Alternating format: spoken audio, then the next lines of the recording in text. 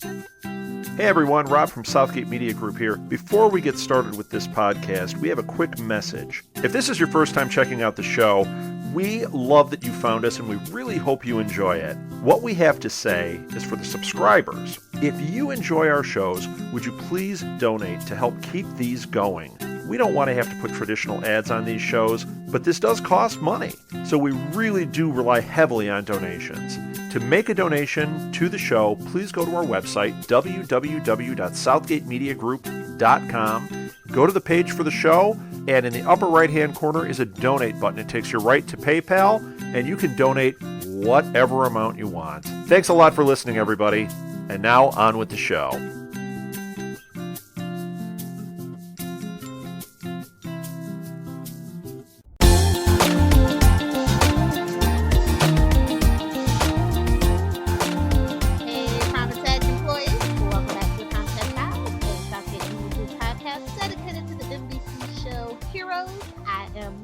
Joining me as always is the lovely Ricky. Hello. Up for discussion today is episode 209, Cautionary Tales.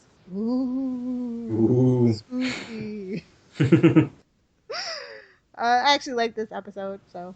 Yes, it's only got a small number of plots, so it's very focused, and I quite like it as well. I'll get straight into the synopsis and we can start on this. So, Noah tries to save Claire and his family. Hiro attempts to save his father and learns a horrible truth.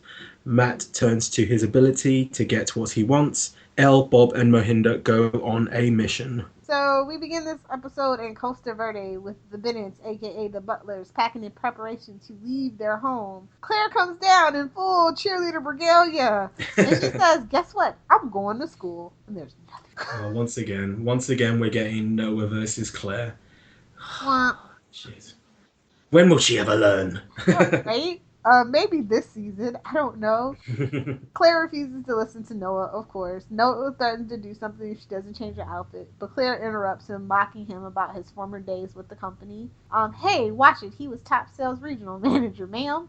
Attacking him on how they will never stop running. Noah then threatens to tie Claire up, and Sandra's like, all right, that's enough. Claire, go to school, say goodbye to your friends, but we're leaving tonight. Sandra, like, as much as she's the Mama Bennett, and she's all well and good, she doesn't half give Claire the easy way out sometimes. Like, during during homecoming, she knows that Claire snuck out, and she just lets it happen. Here, she knows something's going to happen, but no, Claire, just go to school and come straight back after school. Like, that's going to happen.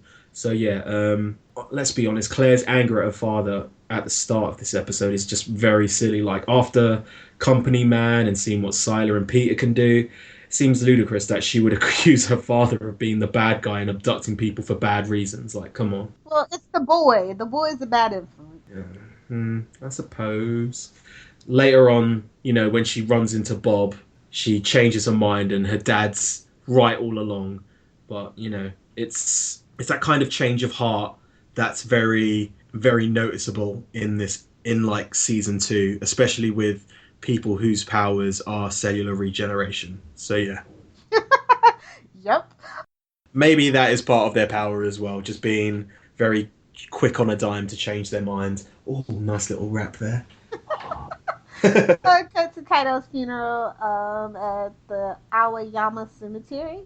Hiro is called up to deliver a eulogy in his father's honor since he is the eldest son, although Kimiko would have done a much better job. Yep, she would have run away. He walks up to the podium, but then quickly walks away without saying anything. And then Ando runs after him because he's Ando. They kind of have a chat, and Hiro replies that he came back too late and that they don't even know who the murderer was.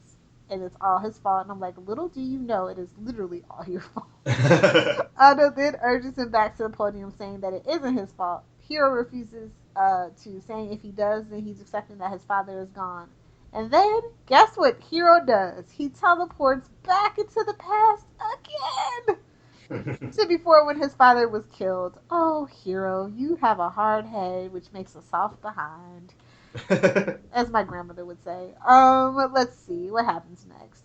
We cut to Matt, who is looking at a picture of the group of 12 founders of the company. When Molly walks in, he gets up to make her some cereal, but she asks about the picture, and he's like, "It's a puzzle," and they fit together somehow. But then Molly kind of interrupts, saying that she can find them for him, and he's like, "No, no, no, no. We've gone down that road before. I just want you to be a normal little girl." She protests, but he insists for her to be a normal little girl.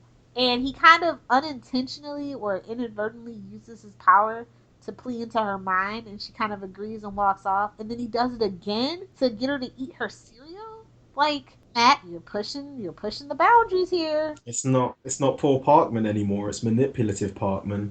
He's becoming his dad, really, isn't he? It's really weird. I think this little section shows that Parkman could have like a show to himself at this point because he's going through all the motions. Daddy issues, becoming his daddy. He's a good cop who's used his powers to gain promotion. Now he's discovered that he can use his powers to actually push people into doing what he wants to do. It kind of is like a slippery slope that, of course, as per usual in season 2, never really gets resolved. I know. But yeah, it carries on throughout the whole episode with him just kind of abusing his power at this point. Like, we got little glimpses of it kind of in season 1 where he's just like using his powers to give his missus the perfect day. He used it right at the beginning to see who was the hostage and who was the terrorist or who was the bad guy. And now it's just getting a bit too much. So we cut to Mohinder, who meets Bob at a at a hotel in Costa Verde. Mohinder's like, how are we gonna kidnap Claire? And he's like, we'll do it quickly, and then we'll take out Noah in the process. And Mohinder's like, I didn't say anything about killing. And Bob says it's just a phrase, and that he's made the right choice. So just kind of knock off your self-righteousness, Mr. Suresh. And then he says that he needs a new partner and introduces him to his daughter Elle. And I'm like, oh, what could go wrong with this? But yeah, the key to the good thing about like Noah and Mahinder is they're essentially not become they're kind of becoming that those shades of grey, and they've got that uncertain morality surrounding the company in whatever form it takes. The previous company under Thompson or the new company under Bob, they both have their own views on it. And yeah, I kind of, again, Mohinder's been pushed to the front and he's coming into direct contact and upheaval against Noah. I think it's only good things, but yeah. This is one of my favorite parts though. Bob asks Elle if she's been working on her sharpshooting, aims her hand like a gun, and then fires like a small spark at a nearby glass, which is another great foreshadowing of season 3. Destroying it and lighting it on fire. Mohinder's like, ooh, pretty, deadly. And then Elle blows her finger out. It was just so cute. Yeah. Cut to, oh god, this insufferable piece of crap. Claire is laying out rocks in a pattern that spells out sorry in Wes's flight path. Wes kind of lands and they argue. And then, he's like, where does your heart really lie? And Claire's like, I just want to be a cheerleader. And then he's like, okay, so the situation is just a big coincidence? And Claire nods. And I go, have you not heard of heroes? Everything. Then Wes flies off saying he wants to believe her, but he doesn't. It's only a couple of episodes left, so we don't have to deal with him for much longer, so yeah. That is working, trying to get information on the Angela Petrelli case when Detective Fuller comes in and tells him that it's solved and to get off of it. Matt refuses and pleads with Fuller for more time, but then he refuses him once more, and then Matt's like, you know what? I'll fix this little red wagon, and projects into Fuller's head, telling Fuller to give Matt 24 hours to work on the case and to get one last visit with Angela Petrelli. I completely forgot Angela Petrelli's like in jail at this point. No, I would have loved to see that. Angela Petrelli is the new blood. Oh yeah, imagine she would be running that show. She takes that out the first second. Oh yeah, and she just had no time for Piper's doo-doo. Yeah. I know. Anyway, back at the bitter home, Noah and Sandra are discussing Wes, and Sandra is shocked that Noah abducted him at such a young age. Noah then shows her the picture of him lying dead, noting that Claire was right. Everything is about him and his weird paranoia. He then shows up with the picture of Mohinder. He then shows her the picture of Mohinder firing a gun, saying, While he could be shooting at him, Mohinder is one of the good guys. He also tells her the urgency in finding Wes, and so he has to make a phone call. Good old Molly das Ex Machina. Mohinder answers Noah's call to his cell phone. Noah asks if Molly can track down Wes for him. Mohinder says, yes, of course, and Noah thanks. Mohinder then walks back into the room where Elle and Bob are packing and says that they can use this to their advantage by feeding him a false location. And I go, not a bad plan, Mohinder. Not a bad plan. Elle disagrees, saying that changing the plan midstream is a bad idea. But then Mohinder threatens to tell Noah everything if they don't do it his way. And I'm like, or they could just kill you. It harks back to like the first episode where Mohinder has grown some balls and just says, I'm not going to run anymore. And that carries on here. He's just like, look, we're doing it my way. Yeah, so then Bob relents and Elle passes Mohinder. You're like, oh shoot, is this really gonna happen this episode? Cut to 1 week ago on the Devereaux rooftop. We see Hiro is listening to Kaito and Angela's conversation about their death threat. When Angela walks away, Hiro reveals himself to Kaito, who is pleasantly surprised. I can't remember if this was done. Was this originally done at night? Like, for some reason, when I saw them talking, I thought it was done at night. No, the death scene happened at night. They were because remember he sends Ando off on them to get him a sword. Yeah. But there's also the bit where she slaps him, but it's obviously like an acting slap because it goes nowhere near him. Yeah, Hiro tells him of the time he spent with Kinsei, and then he warns Kaito that he's going to die tonight. And then he's like, how do you know this? And Hiro tells him he just came from his funeral. And then Kaito's like, then it is my fate. And he just like, player gotta do what a player gotta do, man. He basically Isaacs himself. He just resides himself to his fate, but in a much more badass way. But yeah. Hiro refuses, saying that he will show him that he once felt this way, teleporting him and Kaito back in time. I'm just like, oh dear God, nothing good can come of this. Hiro, just stop! Anyway, we see Noah leaving the house, telling Sandra he can't just wait around. And when he walks outside, this is like the best thing ever. Wes swoops in and flies him high into the sky. While in the air, Wes threatens to drop him if he doesn't give him answers about Claire. And then Noah's like, well, Claire lied to me about you, so obviously you're pretty important to her. And then, Wes kind of tumbles back down to earth and crashes to the ground. And then, Noah recovers and pins Wes to the ground. While he has Wes pinned to the ground, Mohinder calls Noah, saying that Wes is at the corner of Rabina and Palm. However, Noah is with Wes at the corner of Ocean and 4th. And I'm like, what is this, Miami? Anyway, Noah lets Wes go, saying that he needs his help, and I'm like, oh, you done messed up now. Cut to Costa Verde High School. Claire's at cheerleading practice in the middle of the day, but whatever. When her coach tells her, calls her over, saying that someone named Mr. Bishop from the Education Commission, yeah, that doesn't sound made up at all, wants to see her. It turns out it's Bob, of course, who then proceeds to call her by her real name, Bennett. And then Claire's like, did he do that on purpose? Or I know, right? He had to have. Yeah. I don't know if he did, because he looked really like, I made a boo-boo here. But yeah.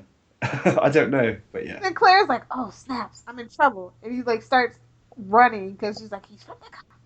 Then we see Elle and Mohinder, who are waiting for Noah, when Mohinder asks Elle if she's killed many people. Elle kind of pushes off the question, saying that it isn't any of his business. And I'm like, what do you think, Mohinder? She's psychotic. I just like the way she's sitting in the car as well. She's just like a child. Like, she's 24, but she's just like sitting in the car like, she's like got her legs up on the dashboard, and it's like a kid who's got a car for the first time.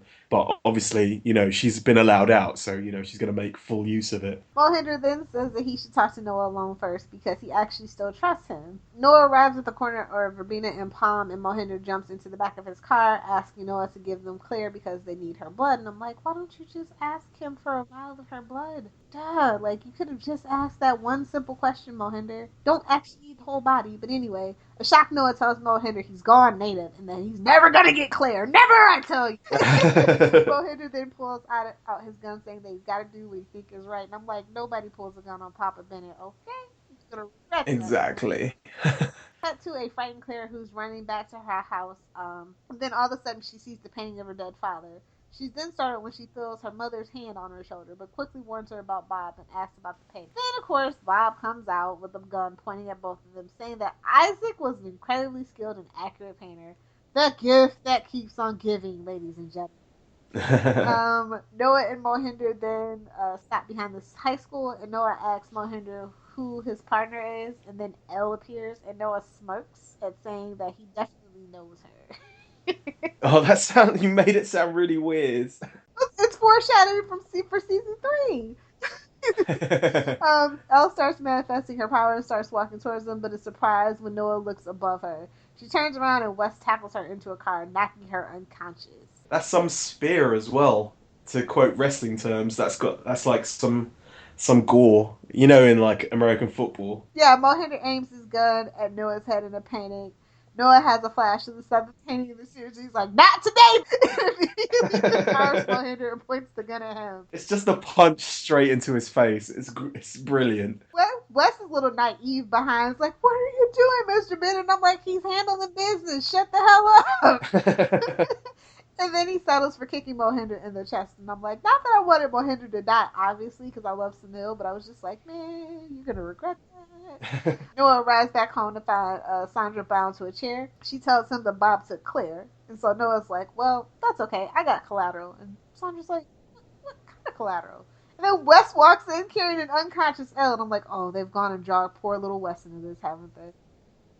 Noah asks if she packed Mr. Muggle's doggy bath yet, and I'm like, yes! Waterboarding! Noah wakes Elle up by spraying her with a hose, who discovers she's changed to a chair with her feet in a metal doggy bath. Noah says that he needs to speak to her father, and Elle asks Noah if he thinks this is her first day. She begins charging up a bolt, but she doesn't realize she's soaked, and then the electricity reverses and shocks her entire body. And she's anyway, Noah tells Elle that he was there when they first brought her in, and that her father experimented on her. And I'm like, he pities her for the testing they put her through. He tells her that, he has plans to trade her for Claire. Bob with Claire, who is finishing tying her up when he gets the call from Elle. He picks it up, expecting to hear Elle, but of course it's Noah, saying that if he hurts Claire, then he'll kill Elle. And I thought Bob was just totally not going to care. He actually goes for it. I know. Well, he obviously loves his daughter, even though, she's a weird. Yeah, they said that they'll be waiting for Bob at a beachside parking lot in 2 hours to trade one daughter for another. But Bob takes some of Claire's blood just in case things don't go his way. But the revelations about what Bob first did to Elle when her powers developed kind of fuels like what we should be thinking about Bob at the moment in time. We know how closeted her life has been, and because of her powers and her warped sense of morality has just come from this, and it's a contrast to Claire and reminds us why Noah is right to be very protective of her.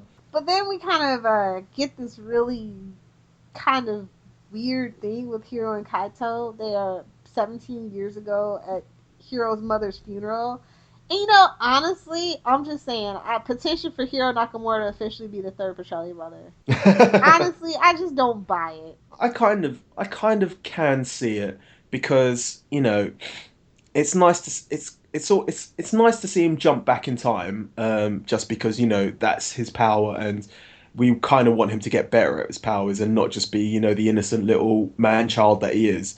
And he would naturally try. Like, I think anyone, if they had a power, would try and save their parents. But I think the most important thing is in the first scene between them, where Kaito says, playing God is, you shouldn't be playing God, and it links well to Hiro's speech at the end.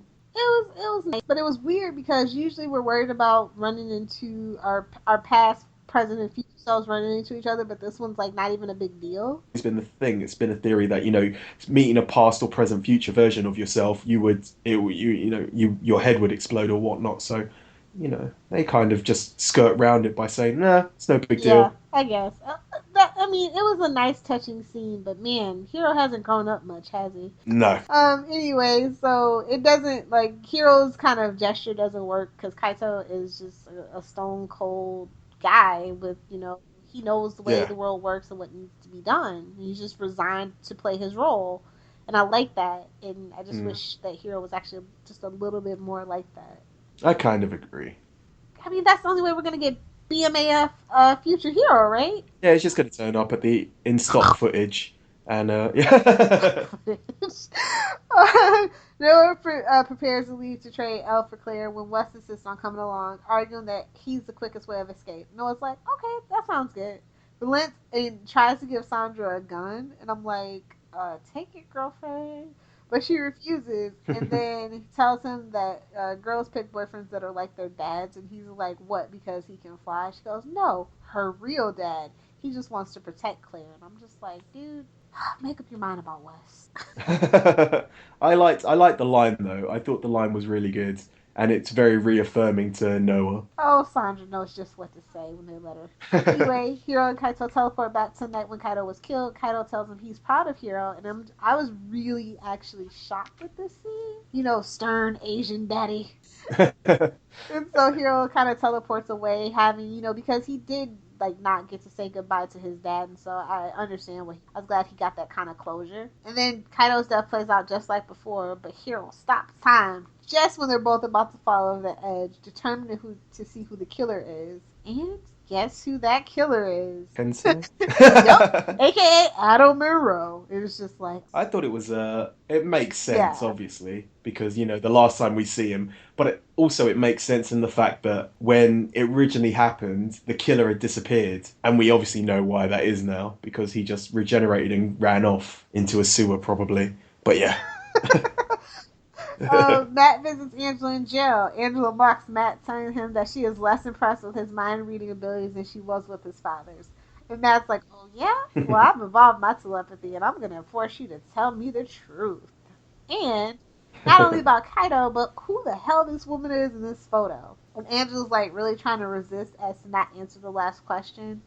And she's like really pleading, saying that the lady only wants to be left alone. Matt persists. Mm. Angela's nose starts to bleed. And I'm like, damn, Angela's one tough freaking cookie. Even when she's like giving up the information, she still seems pretty badass. You can tell she's resisting everything as much as she can. Especially there's that bit where she talks about, she basically just says, she's got a backbone and she's standing up to Matt and saying, you're becoming what your father was, and her talk about the sacrifices that they made to keep the generation safe. It's a reminder that there's, a history to heroes that we don't know about yet.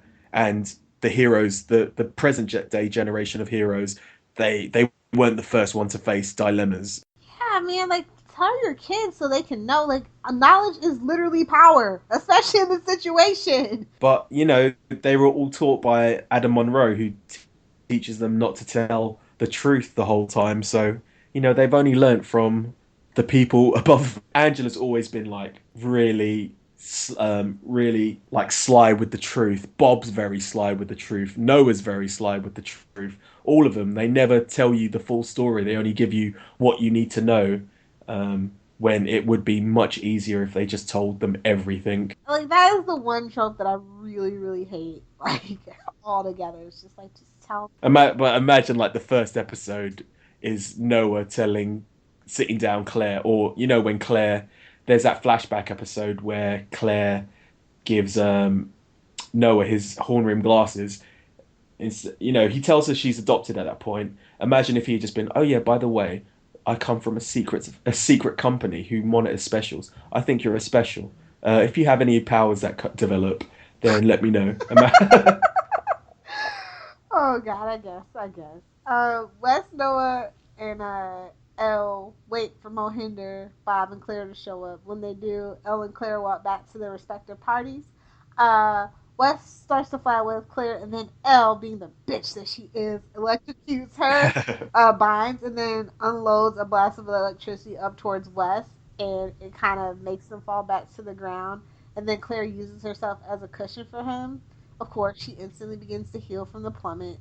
And then Elle charges up again to shock Noah, but he shoots her in the shoulder instead. I'm like, that was generous. She falls to the ground as her father runs to her aid. Bob runs to his daughter, and he finds himself looking up at Noah's gun. Noah proclaims that if Bob dies, the company dies with him. I'm like, oh, you really are middle management, aren't you? Oh, Noah prepares to fire, but Mohinder shoots him in the eye and he falls dead to the ground, fulfilling the final painting. Wes holds back a hysterical Claire from running to her dead father and flies away with her as Mohinder, Elle, and Bob look upon Noah's body. Wes flies Claire back to her house. Claire tells Wes that the last thing she ever said to Noah was that she hated him and that she actually meant it. The more that she thinks about it. I think that whole scene of, like, the Mexican standoff and giving daughters back, I thought it was really good. It was really tense, and even though it was like literally only about 2 or 3 minutes worth of footage, it was really good. It was really tense, and it was really smart, to be honest, because it makes sense as to why the paintings happened how they did, because obviously Noah's murderous intent is the reason why Mohinder has to kill him. And the writers, I think, did a tremendous job of convincing us as to why he goes to such a drastic course of action. Self-fulfilling prophecies are a bitch. Yep. I don't know. It's weird because, like, Wes is just a weirdo. Like, it just proves that he's a weirdo because he looks on as Claire tells her mother that Noah's dead, and then Sandra falls to her knees and breaks down in tears, and he's just like, yeah, I want nothing to do with these emotions. Pew! Back at Kaito's funeral, Hiro is again called on to eulogize his father. There we go. But he still refuses to do so, saying that if he does, accepting that he is gone. And he goes on about all the things his father taught him, and as long as he lives, then his father lives through him. Meanwhile, Mohinder sits in the back of a van holding the gun he used to kill Noah with. Bob attempts to touch his daughter's shoulder affectionately, but she brushes him off with a look of distaste. Then we see Matt, who looks at the now fully labeled picture of the 12, mainly at the final name, Victoria Pratt. And I'm like, if that was such a soap opera name, right? And it's also like she's named for somebody's wife or something like that. Hiro rubs off the red paint of his father's grave, and then Sandra sits against the refrigerator with Mr. Muggles, of course, as Claire and Wes cuddle in bed, and I'm like, that's a little inappropriate. What? Oh yeah, okay, yes, of course, the final scene. As Hiro finishes speaking, an ivy of blood drifts into the body of Noah Bennett, whose eye begins to heal thanks to Claire's blood. He comes back to life and gasps for air, sitting up in absolute shock. And I'm like, you could have waited till the next episode. Let us at least think that he was dead. Nah, they had to do it. Especially because it's such a homage to Claire's own first death. So yeah, I think they had to do it. I think it was great. I don't know what it is about this episode. Maybe it's obviously because of the writer's strike, but everything's just getting resolved really quickly. I think like we first got the series of 8 pictures in like episode 4 maybe, or we talked about in like episode 2, somewhere in between 2 to 4, and we've already got all the pictures shown in like 3 episodes and come to fruition in 3 episodes. Obviously that's because of the writer's strike, so they had to try and get stuff out the way as quickly as possible. But then also at the same token, you've got Matt at the beginning of the episode accidentally convincing Molly to eat her cereal, and by the end of the episode he's able to break Angela Petrelli like so easily. It's so weird. But grades, what are you gonna give it? I'm gonna pull a Ricky and say a C+. Oh, scandalous. I'm probably gonna go with I'm gonna go with a B minus, just because of the Mexican standoff scene. I think it was really well done, even though it's like done in the quickest moment of time, and the ending, I think it's very good. I think the reason why I give it a C+ is because it's repetitive. It's like trying too hard to pull from season 1 instead of making season 2 its own. I suppose, but I'm trying to bring the writer's strike into it when I'm doing my grades, and for an episode before, and a couple of episodes before it has to go off the air, they're trying to wrap everything up and try and make it as plausible as possible. So yeah. I don't know. I just don't like when heroes get caught up in their own nostalgia. It's like just too self-congratulatory. Fair enough. Season 1 had major issues, especially they're paying homage to. So that's just one thing I got. What was your favorite scene? I don't really think I have a favorite scene. I think I have a favorite thing about this episode, even though it is kind of a homage to one of my least favorite episodes, Homecoming. Because Isaac obviously painted Peter dying at Homecoming, and he also kind of paints the series of 8 that leads to Noah's death, but they're both kind of saved because of Claire's blood. Fair enough. I'm gonna go with just the Mexican standoff in general. That whole scene is done in like 2 to 3 minutes, but so much happens. You've got the kids being like exchanged, then like West falling out the sky and landing on Claire, and then Noah just getting shot in the eye. And it just tells you like, even though you see these paintings, like the first time he saw that painting, he thought it was because of West. And any lines? I need you to tell me Matt to Angela. I need you to tell me the truth. Angela to Matt. The truth. The truth is that our generation mortgaged our souls to protect yours. Show a little respect for that. Get over your daddy issues and leave us be. I'm going to go with, they say girls tend to find boys just like their dads because he can fly. No, her real dad, you. Mama Bennett, once again. So, I will go straight to trivia. The episode featured a number of moments which reflected similar scenes in prior episodes from the first season. You've already talked about the homecoming one. Matt uses his power of persuasion. First used his power in a persuasive fashion to make Molly eat her cereal. And 6 months ago, Eden used her power to make Matt go eat donuts. Claire says to Wes, "I'm just a cheerleader," and Claire said this to Peter in Homecoming. Also, and of note is that Cautionary Tales and Homecoming were both the episode 9 of their respected seasons. Mohinder is in the back of a car while Noah is driving. It reflects the scene where they first meet in Genesis. In the scene, however, Mohinder was driving while Noah was the passenger. When Noah heals and sits up in bed, he says, "Holy sh..." And the dialogue is cut to the to be continued scene. And that is obviously an homage to Claire in One Giant Leap. And this is the first episode to feature Claire wearing her Costa Verde costume cheerleading uniform, even though it was used in promotional images before the season had already started.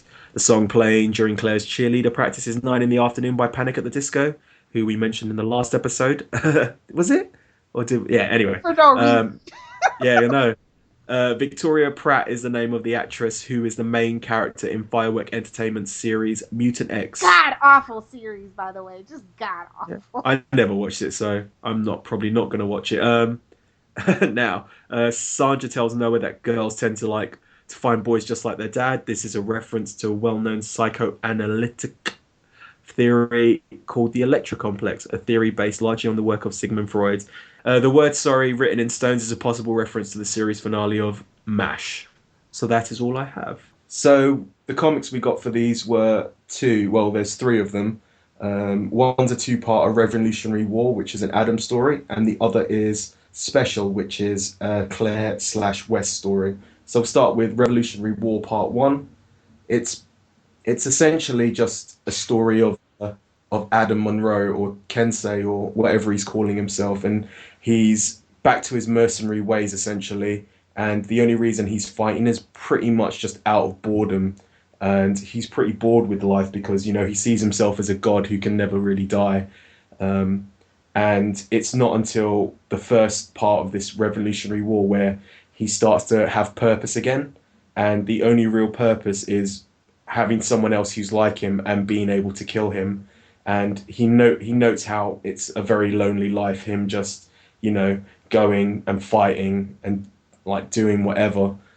He just notes how life is pretty lonely because he can never really keep friends or keep lovers because it always ends in the same thing. They either abandon him or they die. Yep. And part 2 is just him trying to find the source, the original guy, because basically in part 1 he finds out that someone else has the power to clone themselves, and so they're essentially living forever, but it's him just trying to find the source. So because he thinks once he kills the source that he'll be able to get on with his life. And it's weird because he thinks that he's the one who's hunting the source, but at one point he doesn't know whether he's the one who's actually being hunted for sport. And at the end of it, he thinks he's killed him. You never really know if he has, but at the end of it, he comes to the realization that even gods have disciples, which is kind of ironic because obviously the company founders become his kind of disciples. There's obviously also 12 of them. So yeah, religion coming back into play, which I know you like so much, Lilith. Well, at certain points it just gets hokey. That's all. Yeah. But we haven't really talked about the founders, and I think the only thing I really have to really bring up is there's 12 of them, which is obviously the whole disciple thing, and we assume that it's a mix of specials and humans because we only know a certain number of them who actually have powers. The rest of them we don't really know. I'm assuming that Victoria Pratt doesn't have any powers because she's just a biochemist or whatever. But also something of note is that Isaac Mendez's father is one of the founders. I think his name's Carlos Mendez or something like that. Yeah, But which leads to the fact that maybe Victoria Pratt did have a power, but because of the writer's strike, because come on, let's break it down. I mean, this lady was in freaking Blade Runner, and she gets like what? I mean, her important scenes actually happen in the 1977 flashbacks. So it was just like maybe they had more, and then because of this writer's strike, they had to like they were forced to like just blow their load, you know? yeah, that's more than likely what happened. Like they had her cast and they had probably more of a bigger thing for her, but they literally just had to introduce her in one episode and kill her off in the same episode. It's pretty bad what happened, but that's the writer's strike for you, I guess. Do you have any trivia for that? Because I don't. The story was by DJ Doyle, who in total worked on 6 of these, and usually he works on like like two parters. Is the trend that they had for him. He was also a writer's assistant from one of the executive producers. I forget who it is, but yeah, the behind the scene. I'm pretty sure it's behind the scene photos. Yeah, of course. It was Milo Ventimiglia and Adrian Pasdar, like with burnt Nathan was that picture. And the next one we have is Special, which is essentially a Claire and West story. It's set in the past. It's really weird because it's not creepy, confident West that we see. It's kind of emo West that we see to begin with. And it's just him saying it's like him being an outcast and not really feeling special. And it shows that him and Claire have actually met before. But the comic is like two different stories. It's Claire's version of what's going on. Like Claire's just basically visiting her dad, and West is being captured and he's hiding in Primatech after like nearly escaping. And they kind of meet, they talk, and that meeting kind of gives them both a change in their outlook in life. Like that's when West, after meeting Claire, that's when he starts to become a bit more douchey and a bit more confident in himself. And yeah, the only kind of trivia that I've got is it's told from two people's perspective: Claire, whose thoughts are outlined in red, and West, whose thoughts are outlined in blue. This is not the first graphic novel to be told from two different points of view. Turning Point showcased both Audrey and Silas' thoughts. And also Claire is wearing a bear backpack, possibly a reference to Noah's nickname for Claire, Claire Bear. So this is like kind of a return to form for the graphic novels because we have somebody who works on the show, is a big player in the show, actually Joe Pekowski, and then the art is by Michael Gados, who has done so many of these already. And then like the Easter egg was a behind the scenes image of Hayden Panettiere holding Wes's Primatech file with his braces and his acne. I have no emails, so we'll go straight onto the shameless plugs and self promotions. Do you want to start off? Go. You guys can find me on Twitter at Lilith Hellfire, of course. I am on Tumblr at itslilithhellfire.tumblr.com. If you are a comic book geek or a pop culture junkie, please be sure to check out my blog, littlepopculturevulture.blogspot.com.